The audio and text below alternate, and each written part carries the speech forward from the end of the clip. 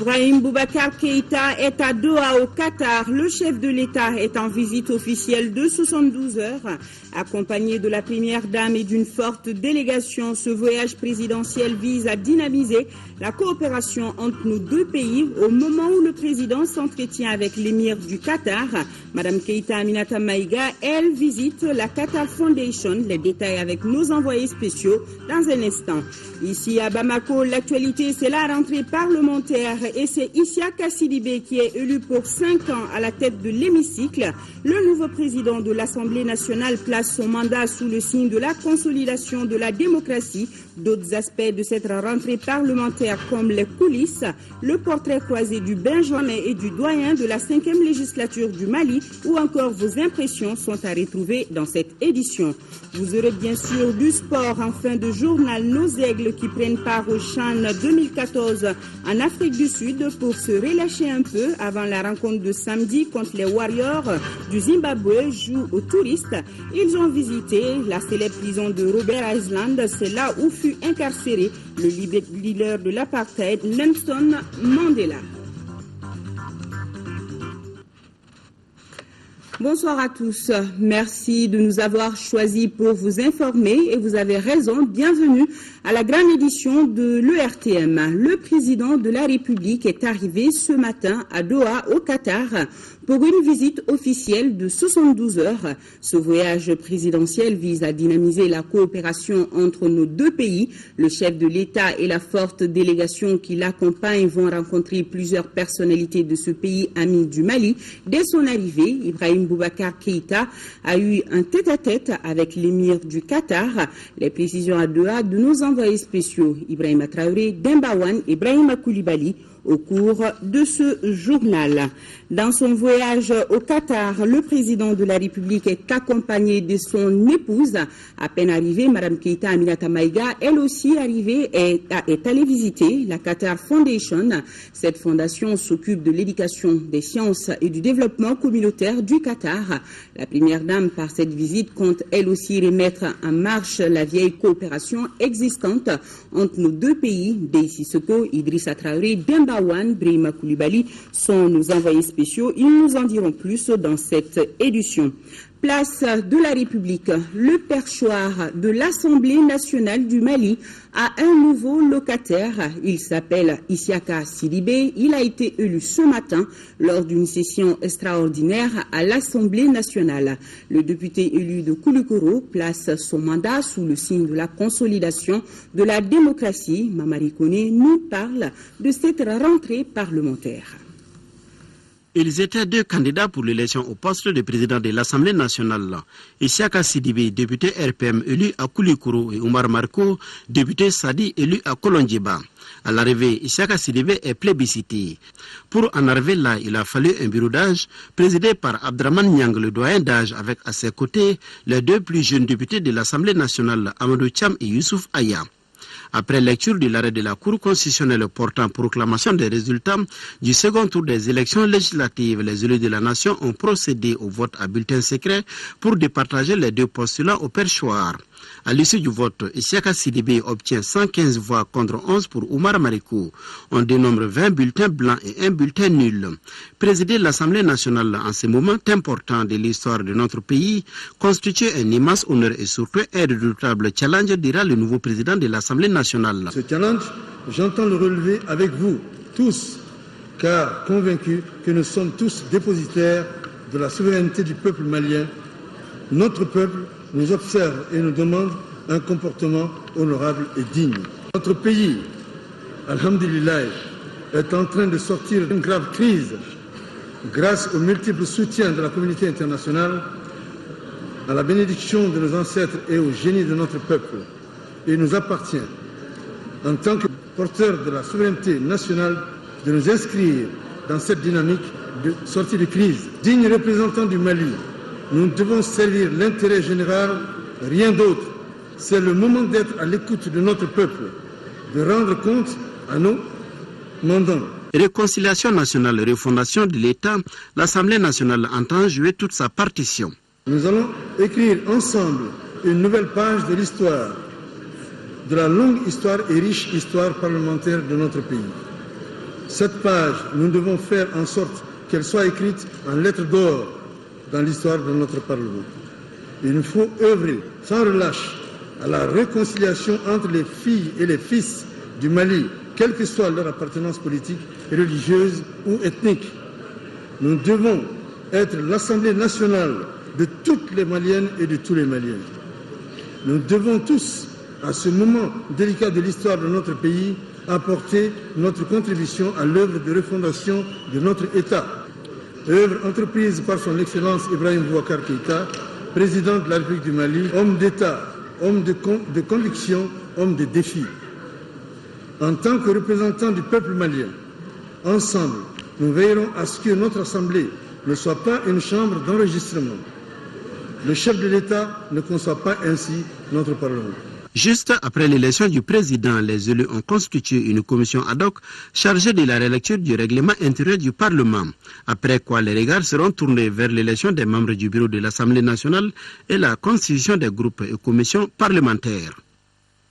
Voilà, l'Assemblée nationale commence à revivre un nouveau président et bien sûr de nouveaux députés. Ils mesurent l'ampleur de la tâche qui les attend, tâches qui sont entre autres défendre les intérêts des populations et remplir pleinement les missions de l'Assemblée nationale dans le développement du pays.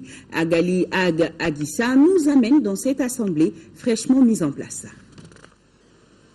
Ces baptêmes de faits parlementaires renvoient les 147 élus à leur mission.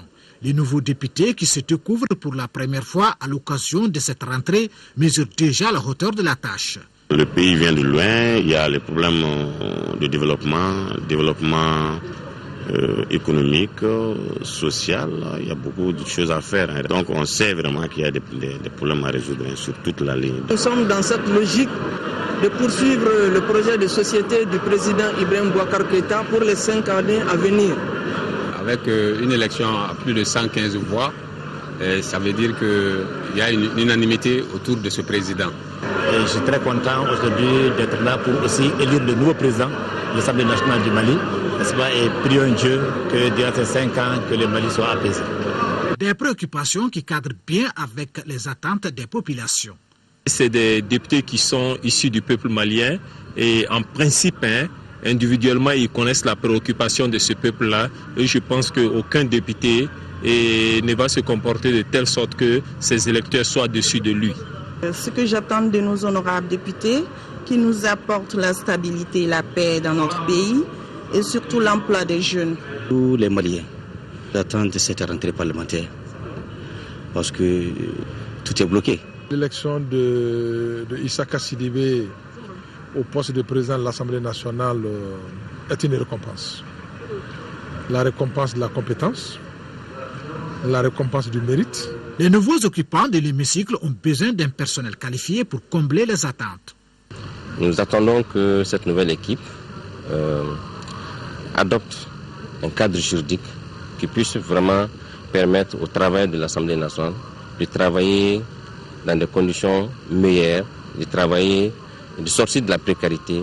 Nous avons des compétences à mettre à la disposition de la nouvelle équipe. Certains membres du gouvernement des partis politiques étaient présents à cette session inaugurale de la nouvelle législature. À présent, je vous propose de suivre le portrait croisé du Benjamin et du doyen de la 5e législature du Mali, respectivement Amadou Cham, élu en commune 5 du district de Bamako, et Abdraman Nyang, député de Ténékou. Tous deux, comme le veut la tradition, ont présidé la session extraordinaire de l'hémicycle avant l'élection du président de l'Assemblée nationale du Mali. Mohamed Ould Mamouni nous les présente. Voici le plus jeune député de l'histoire de l'Assemblée nationale du Mali. Il s'appelle Amadou Cham. Il a été élu en commune 5 du district de Bamako. Né le 21 mars 1984 à Ségou, Amadou Cham est titulaire d'un MBA Finance et d'un DSS en communication de l'École spéciale de gestion de Paris. Il est aussi titulaire d'une maîtrise en sciences de l'administration, spécialité gestion des ressources humaines, diplôme obtenu à l'École nationale d'administration du Ghana. C'est dans ce pays que Cham a effectué ses études primaire et secondaire de 1991 à 2002. Le Benjamin des députés porte les couleurs de l'ADP Maliba à l'hémicycle. C'est un grand honneur pour moi, et également pour le Mali, et pour la jeunesse, parce que ça montre que les Maliens ont commencé surtout à avoir confiance aux jeunes. Et c'est le renouveau tant entendu. Les défis sont majeurs. Moi, en tant que député de la majorité présidentielle, c'est d'aider le président Ibrahim Boubacar Keïta à tenir les engagements pour lesquels il était élu. Amadou Thiam est marié et est père de 2 enfants. Il parle anglais, français et allemand. 39 ans séparent Amadou Thiam de Abderrahmane Niang, le doyen de la 5e législature du Mali. Il a 69 ans et est député de Téninkou. Cet ancien administrateur civil rompu fut membre de l'équipe de pilotage des élections démocratiques de 1992. Abderrahmane Niang a été plusieurs fois consultant pour le compte des Nations Unies. Il a occupé des postes de conseiller technique, de chef de projet d'appui au processus électoral dans plusieurs pays africains. Mais les ambitions, c'est d'accompagner le président Ibrahim Boubacar Keïta pour le Mali d'abord, pour le relèvement de l'État, de la nation, des institutions et pour promouvoir un mieux-être, un bien-vivre de chaque Malien et chaque Malienne.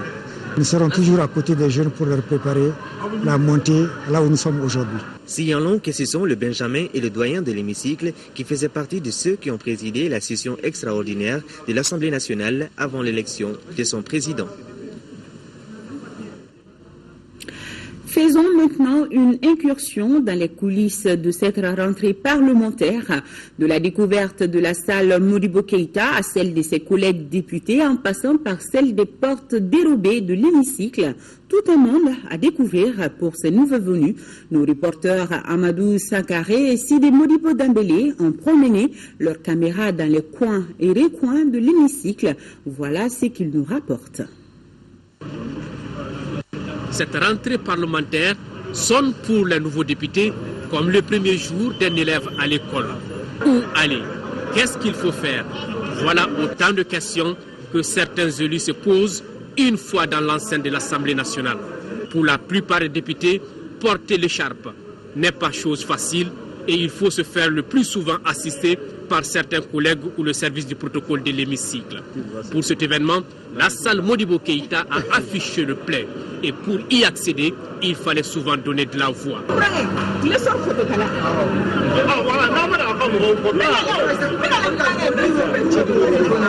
Le bureau d'âge, dirigé par l'honorable Abderrahmane Niang, est installé et les travaux peuvent commencer.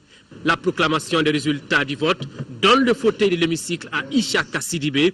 Aussitôt, il est conduit à son siège par le service du protocole, mais aussi de la sécurité de l'Assemblée nationale. Pour faire avancer les choses, le secrétaire général de l'Assemblée nationale était obligé à chaque fois de souffler à l'oreille du président certaines indications, comme pour dire qu'imprimer pas est toujours difficile. Ce contact a été une occasion pour certains de faire des photos pour fixer l'événement. On a fait beaucoup de photos avec les gens. Nous savons ça. Attendez, je dois voir qu'il y a des photos ici.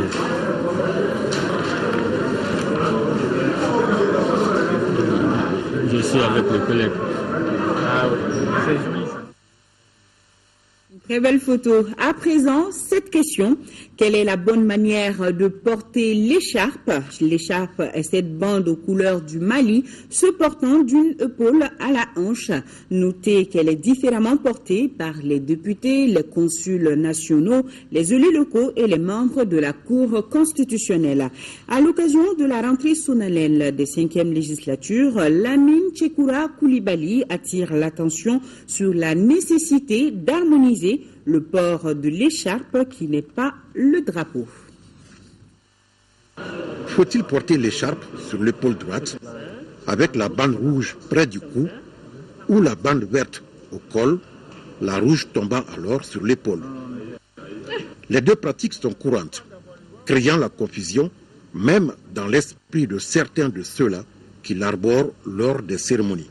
La loi dit que l'écharpe repose d'abord sur l'épaule droite.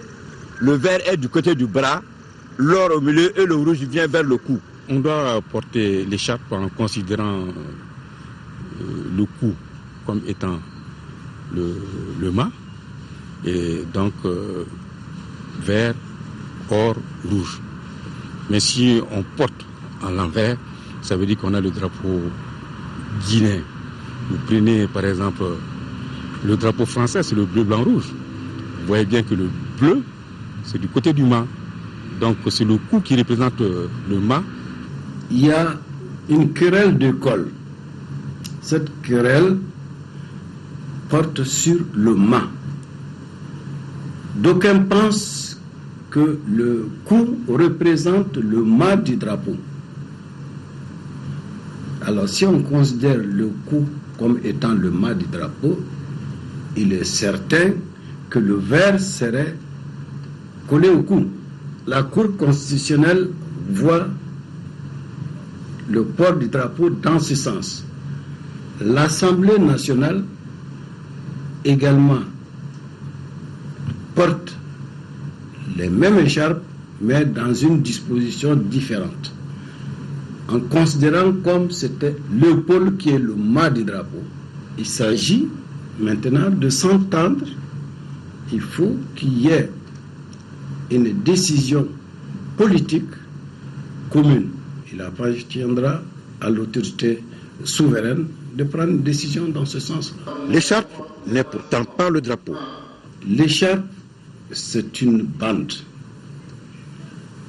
Elle peut être neutre, elle peut arborer certaines couleurs, mais en réalité, ce n'est pas le drapeau. Ça, c'est l'écharpe de la Côte d'Ivoire, du président de la République. Ce n'est pas le drapeau de la Côte d'Ivoire. Notre écharpe, effectivement, c'est une bande, mais qui a à ses extrémités une couleur rouge, une petite bandelette rouge et une autre bandelette verte. De largeur totalement différente que la bande centrale qui est couleur or. Donc, à ce niveau-là, on ne peut pas dire que c'est le drapeau du Mali qu'on fait porter au président de la République. Tout édifice, toute institution nationale doit porter le drapeau. Et la bonne morale voudrait que le drapeau ne passe pas la nuit au Mans. La bonne règle voudrait que le drapeau ne soit pas déteint, ni battu par le vent, ni le soleil. Le bon citoyen, il dit bonjour à son père, bonjour à sa mère. À l'école, il va à l'école pour assister à la montée des couleurs le matin. Et le soir, il assiste à sa descente. En ce moment, il vit avec le pays dans le cœur. Le drapeau est un symbole de la République. Il doit être enseigné en insistant sur sa sacralité. Ce faisant, l'on corrigera le déficit de civisme qui règne au sein de la population. Je vous le disais tantôt, le président de la République est arrivé ce matin à Doha, au Qatar, pour une visite officielle de 72 heures. Ce voyage présidentiel vise à dynamiser la coopération entre nos deux pays. Le chef de l'État et la forte délégation qui l'accompagne vont rencontrer plusieurs personnalités de ce pays ami du Mali. Dès son arrivée, Ibrahim Boubacar Keïta a eu un tête-à-tête avec l'émir du Qatar. Les précisions à Doha de nos envoyés spéciaux Ibrahima Traoré, Dembawan et Ibrahima Koulibaly. Bamako et Doha entendent dynamiser leur coopération dans tous les secteurs de développement. Une volonté politique du président de la République et de l'émir du Qatar. D'où ce voyage officiel du chef de l'État dans la capitale qatarienne. Ibrahim Boubacar Keïta est accompagné de son épouse et d'une très forte délégation composée notamment de plusieurs membres du gouvernement, de hauts fonctionnaires et d'opérateurs économiques. Aussitôt arrivé, le président de la République est accueilli à l'Émirie Palace par son Altesse, Cheikh Tamim Bel Hamad Al-Thani. Suivront juste après les honneurs militaires et les hymnes nationaux des deux pays.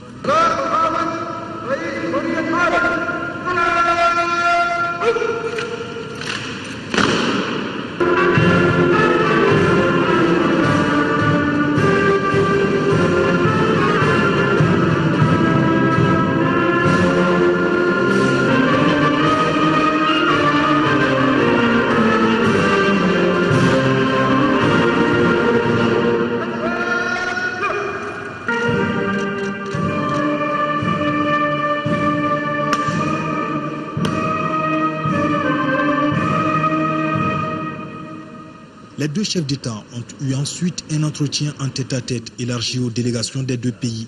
À l'issue de cette entrevue, aucune déclaration n'a été faite. Les deux dirigeants auraient échangé essentiellement sur le renforcement de la coopération bilatérale, notamment dans les volets politiques, économiques et humanitaires. Toutes ces questions seront également abordées par le président Ibrahim Boubacar Keïta, qui recevra plusieurs autres personnalités du Qatar. Dans la foulée, les ministres et les opérateurs économiques des deux pays tiendront des réunions de haut niveau pour discuter en profondeur de la concrétisation des actions à entreprendre. Le président de la République a reçu en audience le directeur des investissements et du développement des affaires de DIA Qatar, une entreprise qui investit essentiellement dans l'immobilier et dans le business center. Hassan Youssef Al-Bakr entend se rendre bientôt à Bamako pour voir les possibilités d'investissement dans le pays. C'est du moins ce qu'il a déclaré à sa sortie d'audience. Écoutons-le, il est au micro de nos envoyés spéciaux.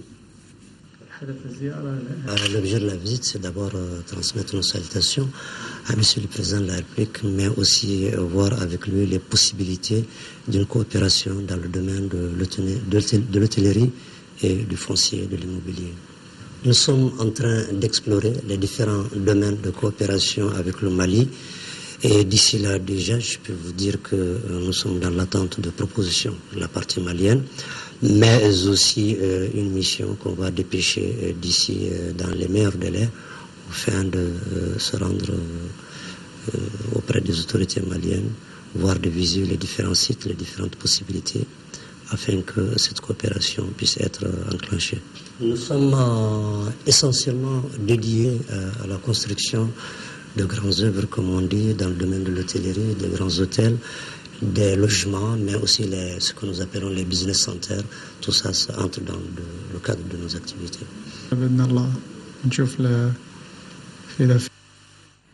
Voilà, dans son voyage au Qatar, le président de la République est accompagné de son épouse. À peine arrivée, Mme Keïta Aminata Maïga est allée visiter la Qatar Foundation. Cette fondation s'occupe de l'éducation, des sciences et du développement communautaire du Qatar.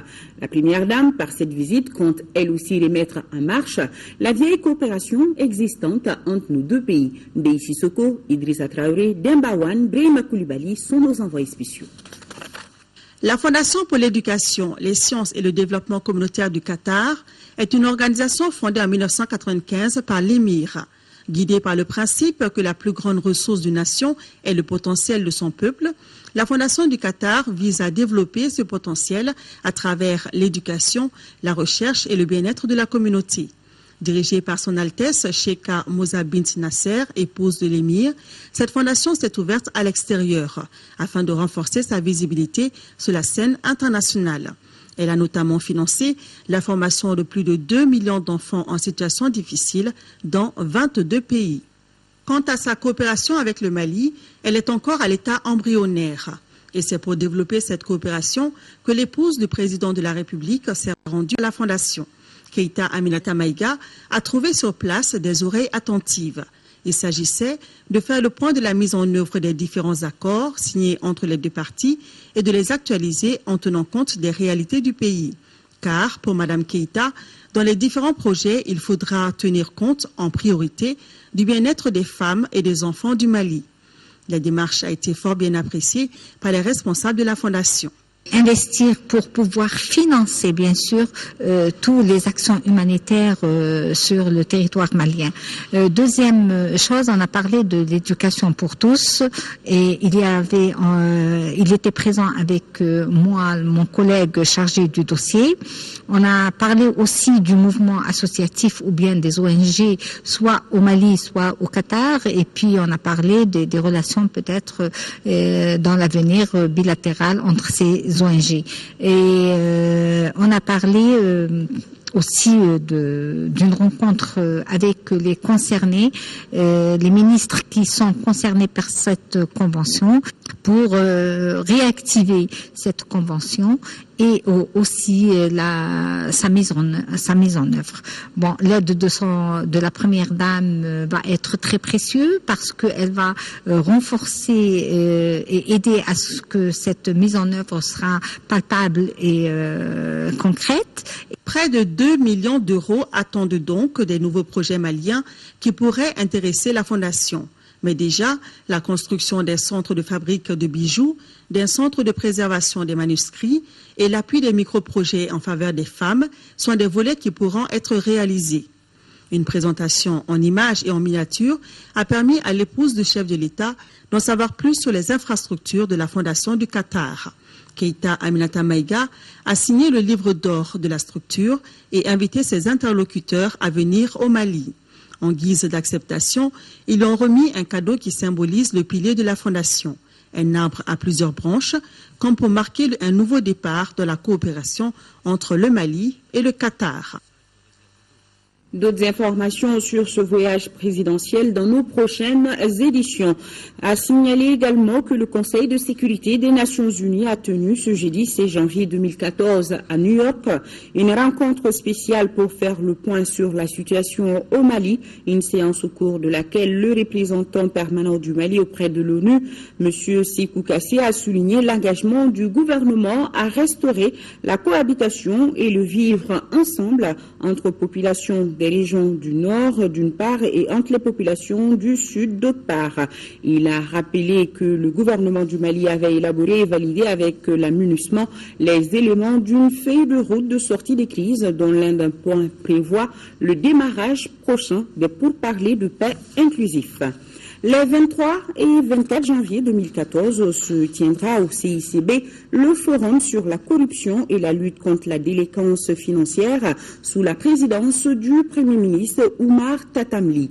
En prélude à l'événement, le président de la commission d'organisation, Béhima Zerbo, nous parle des enjeux de ce forum. Il est au micro de Lamine Keïta. La lutte contre la corruption et la délinquance financière fait partie des grandes priorités des autorités de la République, notamment le président de la République.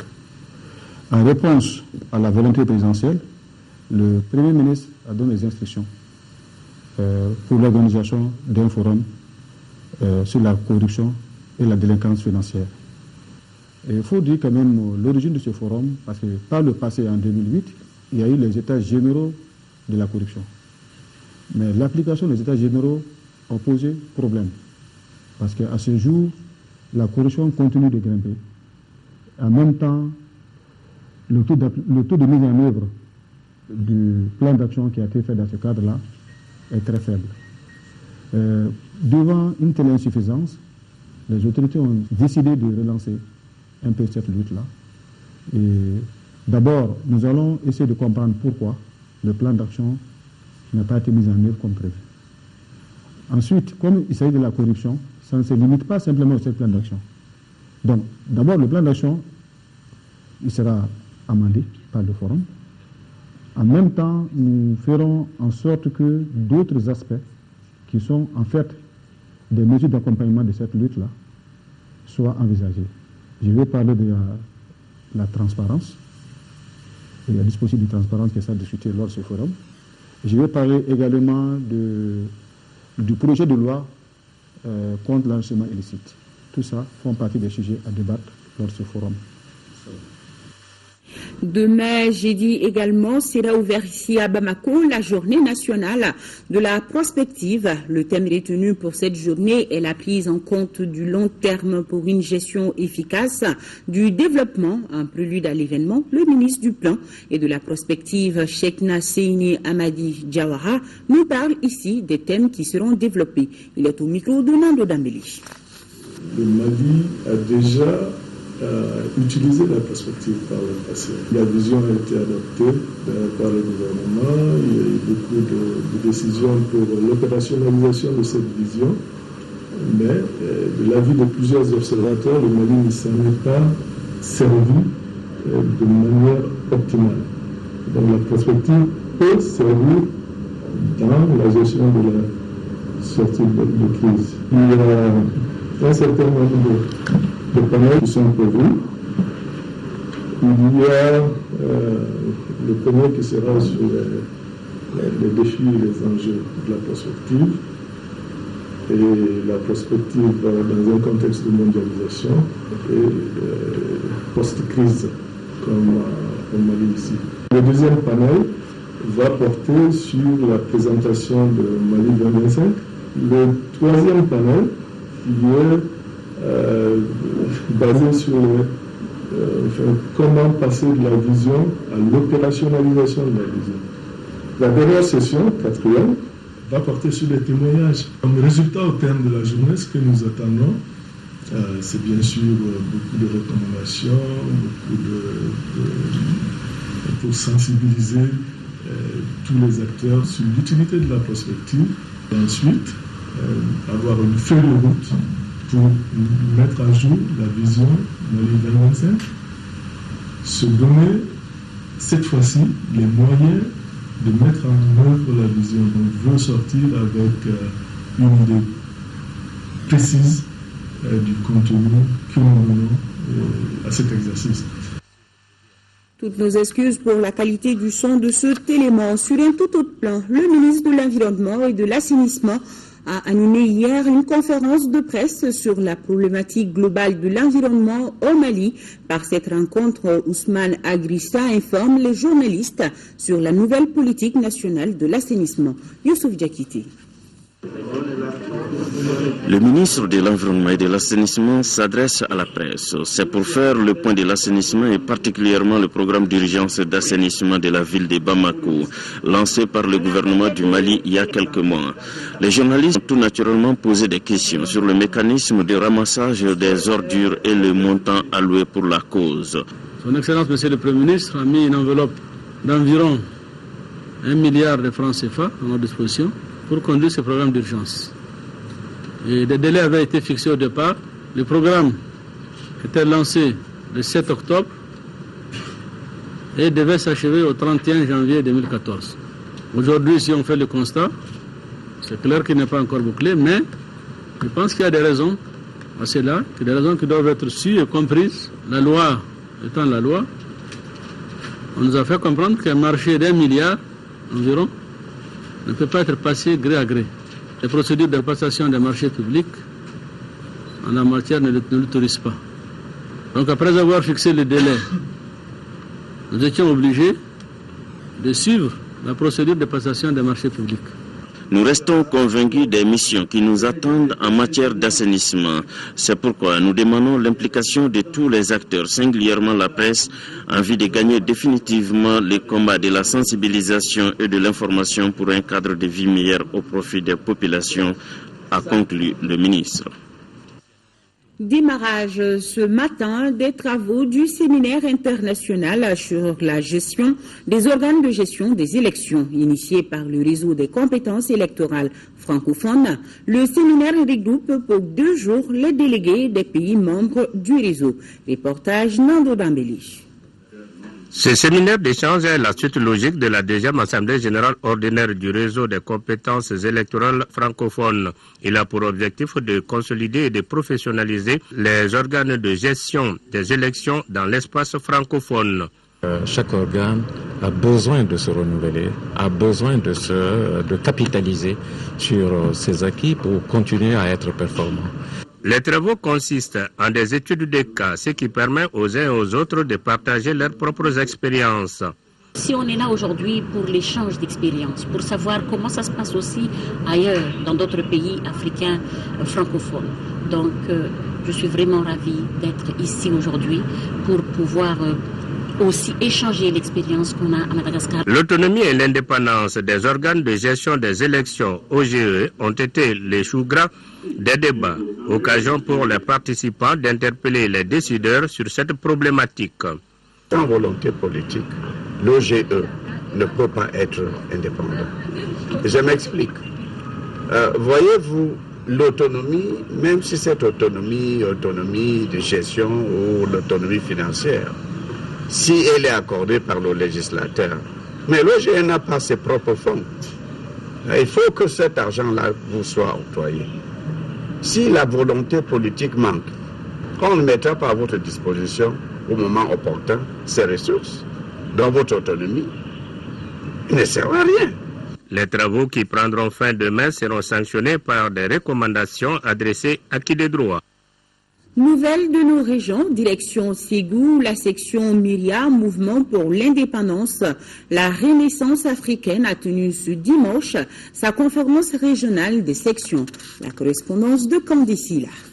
Il s'agit à travers cette conférence régionale de la section Myria de Ségou de remercier ses militants pour leur mobilisation lors des élections législatives passées. Mobilisation qui aura valu au parti du mouvement pour l'indépendance, la renaissance et l'intégration africaine d'avoir un élu au sein de l'alliance RPM Myria phare. Notre parti a affronté les élections législatives de novembre et décembre passés en alliance avec le RPM et ses alliés. C'est ainsi qu'après plusieurs concertations, l'alliance RPM Myria phare devait naître. Cette liste qui remporta la victoire après 2 tours de scrutin. Ce qui nous a permis d'avoir un député dans le cercle de Ségou en la personne du camarade Youssouf Maïga, ici présent. Une occasion également pour les responsables du parti de réaffirmer leur volonté à soutenir la mouvance présidentielle et d'en appeler aux militants leur engagement à mettre en commun les forces pour les rendez-vous futurs. Nous sommes venus pour vous encourager, pour que vous continuiez avec l'esprit unitaire, l'esprit d'engagement qui vous caractérise. Nous vous demandons de continuer avec cet esprit-là pour que nous puissions avoir encore plus de conseillers municipaux. On note enfin que cette conférence de la section Myria de Ségou a regroupé les représentants des différentes structures Myria, des cercles et les responsables de la direction nationale du parti. Et ce communiqué conjoint, une délégation du secrétariat exécutif national des forces alternatives pour le renouveau et l'émergence phare Ankaouli, conduite par Alou Keïta, président du parti, a rencontré le samedi 18 et le mardi 21 janvier 2014 une délégation du bureau politique national du Rassemblement pour le Mali, conduite par son secrétaire général, Dr Bokari Treta, au siège du RPM 6 à l'hippodrome Bamako. Au cours des 2 rencontres, les 2 délégations, après échange, ont convenu de former une majorité autour du programme du président de la République, Ibrahim Boubacar Keïta. À cet effet, le parti Force alternative pour le renouveau et l'émergence phare Ankaouli décide de signer le contrat de législature soumis au parti politique pour la constitution d'une majorité parlementaire. Un mot de la fête du 20 janvier à Kidal. Les forces étrangères et les FAMA s'y sont retrouvées sur la place d'armes du camp général Abdoulaye Soumaré, occasion pour le gouverneur de rendre un hommage aux populations de Kidal et aux forces armées étrangères. De Kidal, le reportage de Tchemoro Sagara et Sirigi Balou. La revue de troupes, l'imposant discours du commandant de la place d'armes et un déjeuner offert sont les principales activités qui ont marqué le 53e anniversaire de l'armée malienne à Kidal. Dans son adresse, le commandant Daouda Sagara a d'abord déploré l'insécurité sur toute l'étendue de la région avant de noter les efforts sans relâche fournis par les forces armées et de sécurité nuit et jour pour ramener la sécurité et la quiétude au sein de la population. La récente patrouille et les missions de reconnaissance au niveau de tous les points suspects de la région en collaboration avec la MINUSMA et l'opération Serval n'ont pas été occultées par le commandant Sagara. Les forces armées de sécurité ont plus que jamais compris que toutes leurs actions visent d'abord à gagner la confiance des populations de la région de Kidal et à rechercher leur adhésion aux causes nationales défendues, condition indispensable à l'atteinte des objectifs fixés. Certes, les missions qui nous attendent ici sont plus difficiles et complexes, mais ne sont pas au-delà de nos capacités. Au cours du déjeuner offert, le chef de l'exécutif régional, le colonel Adama Kamisoko, a rendu un hommage à l'opération Serval, à la MINUSMA et à toute la population de Kidal avant de lancer une exhortation aux femmes de mener à bien les missions qui sont les leurs. Auparavant, une minute de silence a été observée en la mémoire de tous ceux qui sont tombés sur les champs de l'honneur. Partons à Dili où le Maouloud 2014 a été fêté dans une ferveur totale. Les fidèles étaient au rendez-vous, encore plus nombreux. Ils ont prié pour le Mali, nous dit Ibrahim Athiokari. Ils sont venus des 4 coins du Mali et de l'extérieur. Les adeptes de la religion musulmane et fidèles de Mohamedoun Abdoulaye Souad et de Cheikh Sidi Bodibo Khan. Ils se sont retrouvés à Dili, la Sainte, pour fêter le Maouloud 2014 et magnifier le prophète Mohammed, paix et salut sur lui. L'événement de cette année a enregistré la présence de grands érudits, prêcheurs de renom et des disciples de la grande famille El Souad. Sans relâche, une semaine durant, ils ont prêché, prié et fait des bénédictions pour la paix et la réconciliation de toutes les communautés musulmanes du Mali. Quel que soit ce que nous faisons dans ce pays, ceux qui sont des érudits doivent d'abord s'entendre, se prendre la main. Tant qu'eux, ils ne parlent pas le même langage, ceux qui sont derrière eux ne vont pas parler le même langage. Prier pour la paix et la réconciliation aujourd'hui au Mali, c'est un thème d'actualité. Et c'est à juste raison que ces différents thèmes ont été abordés. Le cadi ou encore le juge religieux de Dili, Baba Hama Amadou Khan, a dans un long réquisitoire prêché pour la tolérance religieuse, la paix et la solidarité entre tous les fils du pays. Je l'ai dit à mes enfants, dans 10, 20 ans, peut-être nous on ne sera pas là, mais ceux qui seront là, le Maouloud de Dili n'aura rien à apprendre ou à envier de ce qui s'est fait à Touba, le grand mandal de Touba. Mais cela passe par vraiment la conscientisation de tous les pèlerins, de tous les musulmans, pour faire une œuvre sociale pour aider Dili à se développer. En tout cas, les fidèles ont promis de s'impliquer davantage à l'organisation de cette fête religieuse. Direction Tombouctou pour souligner l'inauguration de la bibliothèque Al-Akib Ben Mahmoud. Environ 3000 manuscrits, dont certains acquis depuis le XVIe siècle, sont collectés et soigneusement gardés par la famille de l'imam. La bibliothèque a été inaugurée en présence du représentant de l'UNESCO, Yatandina, correspondance. Ils étaient tous là, chercheurs, notabilités, chefs religieux et coutumiers pour assister à l'inauguration de la bibliothèque des manuscrits portant le nom du cadi Akib Ben Mahmoud. Le promoteur n'est autre que l'imam de la mosquée de Sankoré, Al-Imam Al-Hakoum, petit-fils de l'ancien recteur de l'université de Sankoré au XVIe siècle, dont les œuvres ont été rappelées. Al-Akib est un illustre personnage qui a vécu de 1507 à 1583. Il a marqué son siècle sur tous les plans. On lui doit, entre autres, la restauration des 3 grandes mosquées, Djingaribin, Sirieya et Sankoré. El-Akib qui a vécu dans un monde où il n'y avait vraiment pas de moyens. Mais avec les efforts, il a pu mettre tout le monde sur, en tout cas, des rampes qui peuvent nous amener à nous connaître, à avancer et à nous développer. Et si aujourd'hui, ces traces, tout ce qu'il a écrit, tout ce qu'il a mis en place, que nous venons pour les mettre quelque part, où on doit les protéger et s'y abreuver davantage, alors on salue l'événement. Plusieurs personnalités se sont relayées au micro pour saluer l'initiative. Une visite guidée a permis de découvrir ces manuscrits anciens de près de 700 ans et qui méritent soutien et protection. Ces bibliothèques, c'est notre fierté. Il ne suffit pas seulement de les ouvrir, il faut les capitaliser, il faut les valoriser, il faut les fructifier pour en faire des nourritures spirituelles. Donc je prends l'engagement d'œuvrer pour que ces manuscrits, ces bibliothèques soient autre chose que de simples lieux de visite.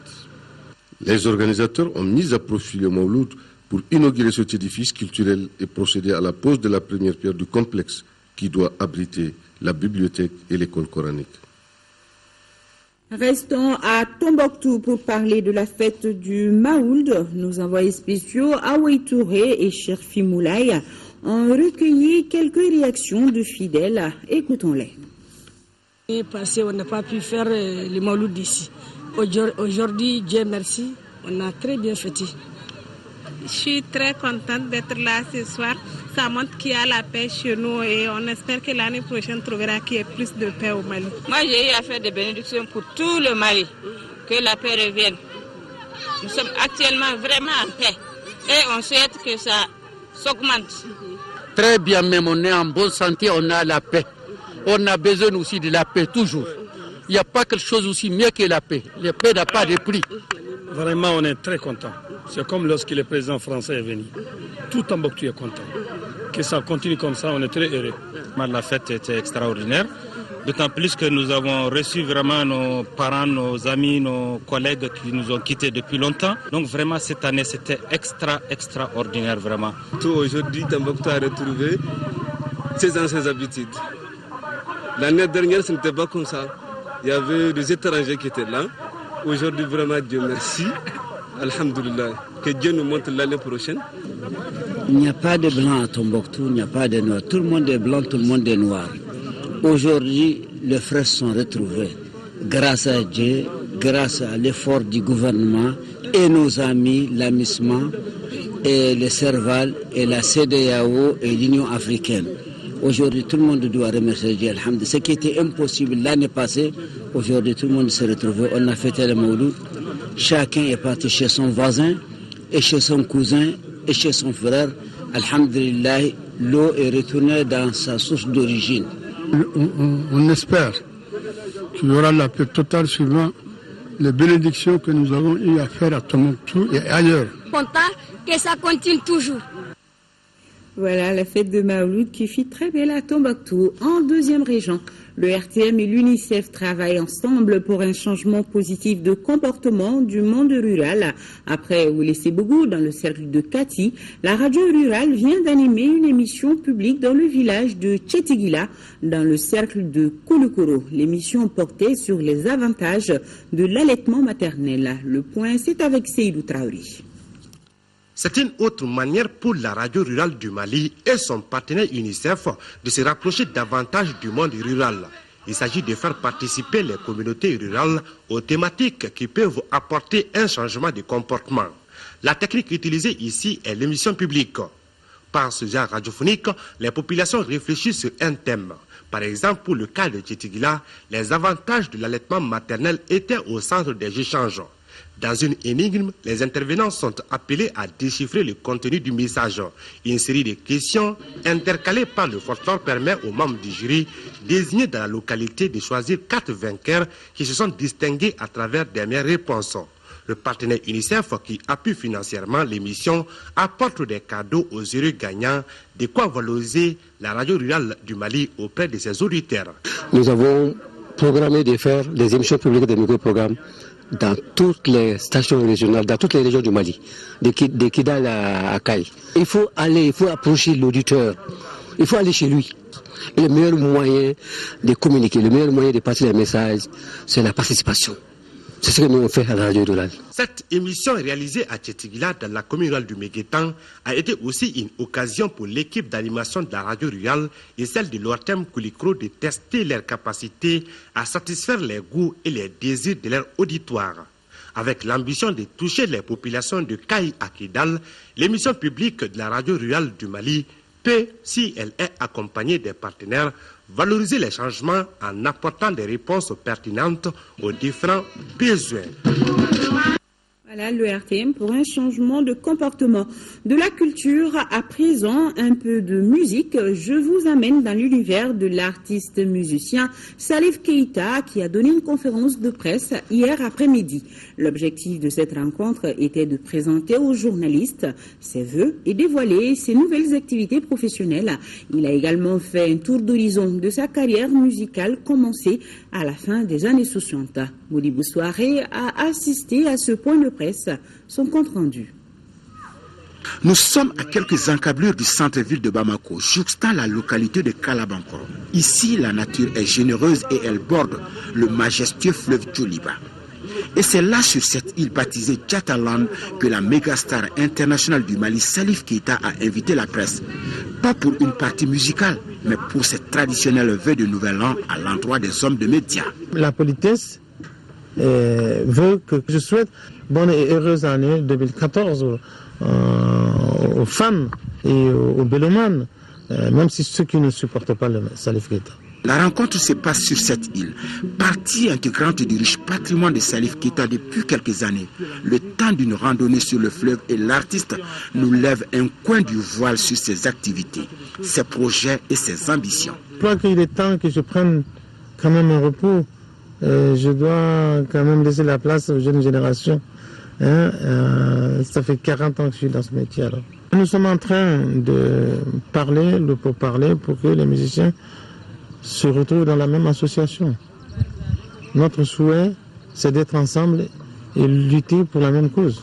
Il a aussi mis à profit cette rencontre pour évoquer la gestion de sa fondation désormais dirigée depuis 2 mois maintenant par sa fille aînée. Et cette autre révélation, Salif Keita se lancera très bientôt dans l'agriculture et l'élevage. Un retour à la terre qui s'annonce au moment où le Mali retrouve la sérénité après la période de turbulence. Un bonheur que le crooner apprécie. Personne ne fera le Mali en dehors des Maliens.